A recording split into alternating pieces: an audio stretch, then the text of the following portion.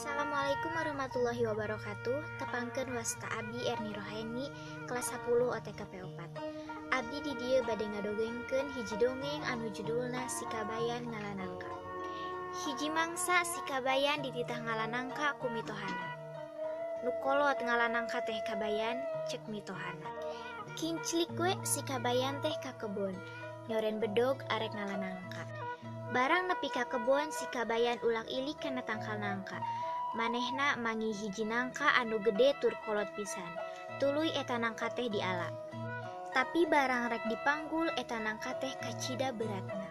Wah, moal kaduga atuh ieu mah mawana, pikir si kabayan. Tuluy eta nangka teh ku si kabayan dipalidkeun ka walungan.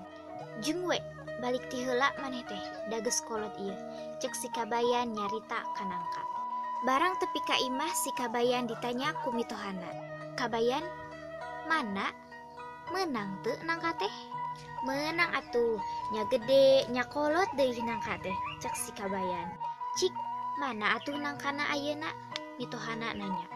Har, nah can datang kitu. Apan tadi teh ku uing dipalidkeun titah balik ti heula, cek si kabayan. Ari maneh weureu teh keteungteuingeun kacida. Moal enya nangka teh bisa balik sorangan. Omongan mitoha si kabayan keheuleun pisan. Wah, nu bodoh mah nangkana, mak nya geus kolot ge teh nyahoeun jalan balik. Omongan si kabayan bari ngaleos.